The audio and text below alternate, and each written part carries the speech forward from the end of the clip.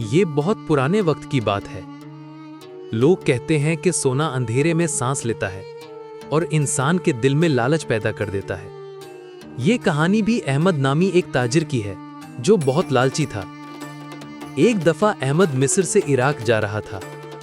उसके ऊंटों पर कीमती कपड़ा लदा हुआ था, लेकिन उसकी नजर सिर्फ ज्यादा से ज्यादा पैसा कमाने पर थी।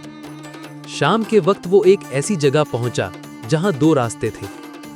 एक रास्ता सराय की तरफ जाता था जहां वो आराम कर सकता था। दूसरा रास्ता एक पुराने कब्रिस्तान से गुजरता था। उसने सोचा, अगर मैं यहां रुक गया तो बाजार देर से पहुंचूंगा और अच्छा मुनाफा नहीं मिलेगा, लेकिन अगर मैं रात भर चलता रहूं तो सुबह तक पहुंच जाऊंगा और 3 गुना ज्यादा पैसे कमाऊंगा। ये सोचकर उसने अपना ऊंट कब्रिस्तान वाले रास्ते पर डाल दिया। ऊंट डर रहा था, लेकिन अहमद ने उसकी ना सुनी। रात बहुत ठंडी और डरावनी थी। चांद भी बादलों में छुपा हुआ था।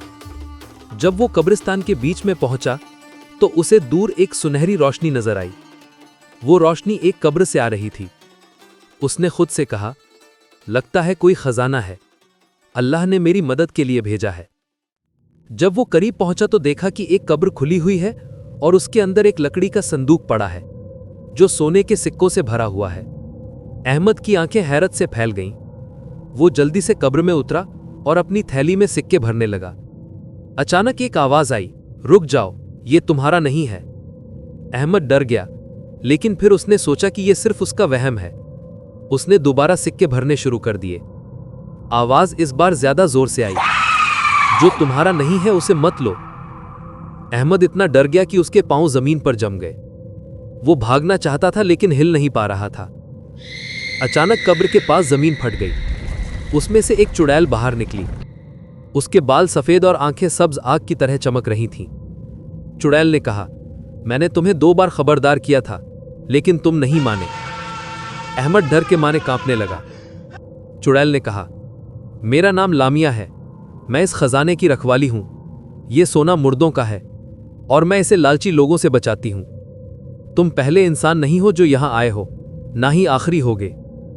अहमद ने सोने की तरफ देखा तो उसे हर सिक्के पर अपना चेहरा नजर आया जो चीख रहा था। अहमद रोते हुए बोला, मुझे माफ कर दो, मैं अंधा हो गया था।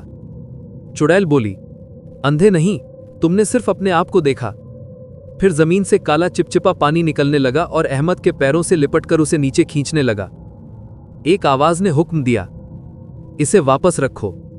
अहमद ने रोते हुए सारे सिक्के एक एक करके वापस संदूक में डाल दिए। वो चीखा, मुझसे गलती हो गई, लालच एक बुरी बला है, मुझे इस बार माफ कर दो, मैं सबको यह सबक सिखाऊंगा। चुड़ैल ने कहा, जो सबक तकलीफ से सीखा जाए वो हमेशा याद रहता है। ये कहकर उसने हाथ हिलाया तो अहमद की थैली और उसका सारा कीमती कपड़ा राख बन गया। चुड़ैल बोली, अपनी जान लेकर यहां से चले जाओ, दौलत नहीं, यही तुम्हारे लिए काफी है। लेकिन याद रखना, अगर पीछे मुड़कर देखा तो तुम्हारा साया हमेशा के लिए यहीं रह जाएगा। अहमद कांपता हुआ खड़ा हुआ और पीछे देखे बगैर भागने लगा। कब्रिस्तान एक डरावने ख्वाब की तरह लग रहा था। जब वो कब्रिस्तान से बाहर निकला तो उसने आखिरी बार एक सरगोशी सुनी, जो तुम्हारा नहीं उसे मत लो। अगली सुबह जब वो बगदाद पहुंचा तो वो जिंदा था, लेकिन उसके पास कुछ नहीं था। उसने अपने साथियों को सारी कहानी सुनाई। एक बूढ़े ताजिर ने कहा, अल्लाह का शुक्र है कि तुम जिंदा हो। कुछ खजाने मिलते नहीं बल्कि शिकार करते हैं। इस दिन के बाद अहमद ने लालच छोड़ दिया और ईमानदारी से पानी बेचकर अपना गुजारा करने लगा। वो लोगों को हमेशा लालच से दूर रहने की नसीहत करता था।